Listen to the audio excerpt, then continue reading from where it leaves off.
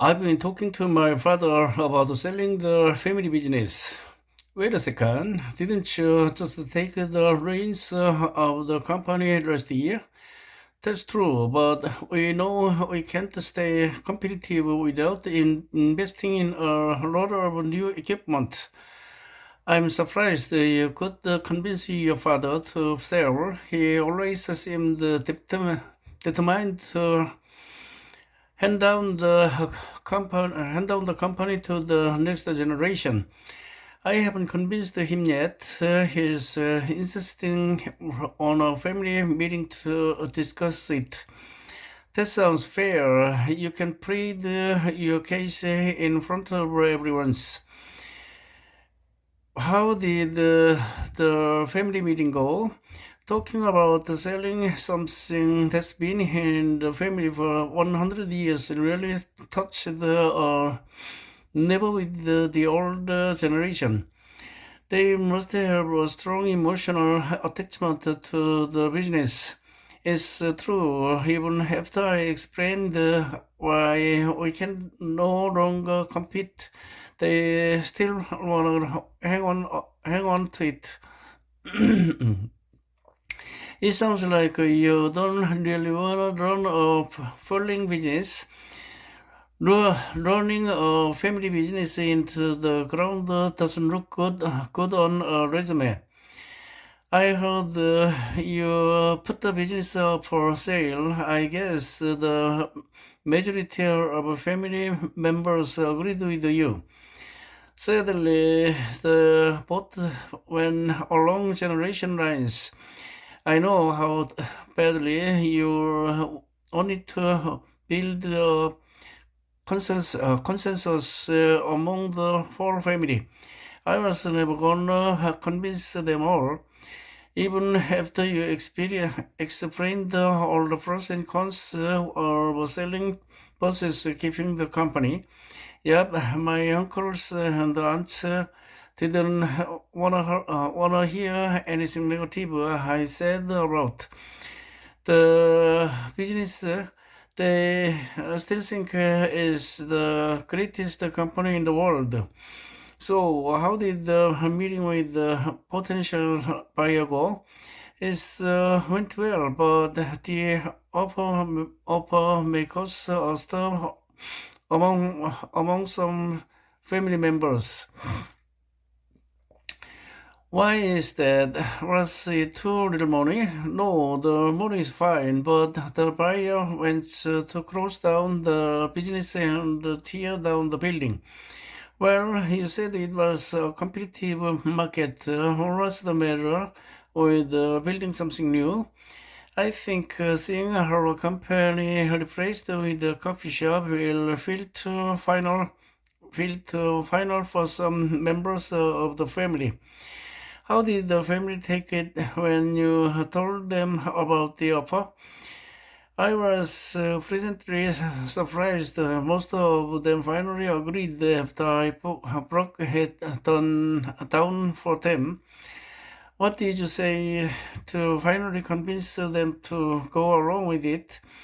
I told them that if they ever missed the old phrase, they could go to the coffee shop and sit by the window. That's nice. They can reminisce over a cup of coffee. Plus, I told each of them how much money they were getting. The the latest in a string of studies on toxins in chocolate found high levels of lead and cadmium, heavy metals that are harmful to humans. In the study, researchers tested dark chocolate bars, cocoa powders, and chocolate dips to see if they met the limit of heavy metal contamination according to California law. On the whole, the levels were not so high that the average person should worry about eating chocolate in moderation. One researcher said they that you should only to worry if dark chocolates are part of your daily routine. Some people are ready to retire at 65, while others never wanna step outside from their roles at work.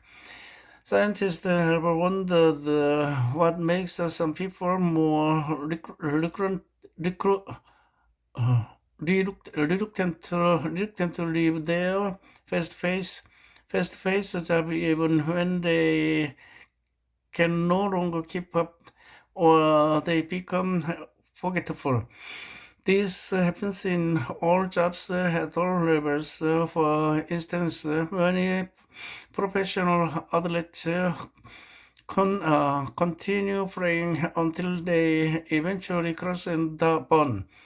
Instead of living while they were still effective players, they are remembered as the old guy who refused to retire. The simple reason for this phenomenon, according to researchers, is pride. Over the past decades, more kids are using smartphones and classmates. Some parents just justify this way to keep tabs on their kids. However, more than 70% of teachers and school administrators surveyed think it is a hindrance to learning. Students just spend time scrolling through social media and message each other during class. Among other things, because of these schools have begun to crack down on the use of phones in class, requiring students to store them in a locker or power them down when on school property. Many parents object to the ban and believe they should be able to contact their kids at any time. What do you think? However, psychologists began a study on loneliness in the early months of the pandemic in 2020. He knew he knew the rate of loneliness among Americans had been climbing prior to the crisis, so he expected the number to have skyrocketed.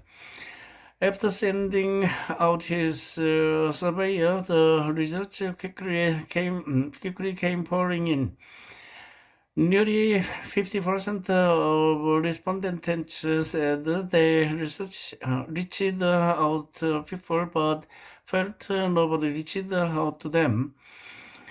More than one third felt lonely on a regular basis, while a similar amount felt lonely occasionally. These feelings were most common among these aged 18 to 25.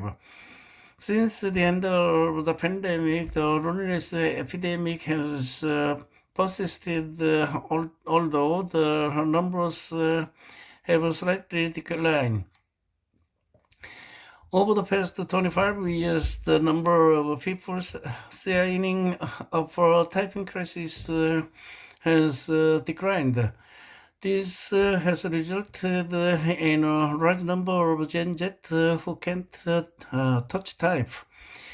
This seems strange for a generation glued to their electronics devices. One might expect them to be tech savvy. However, most communication among that age group is done on smaller screens using fewer fingers. There is a ray of hope, however, in what sounds like very hard news. Typing speeds on smartphones have been increasing and are almost as fast as the average per person's typing speed on a computer keyboard.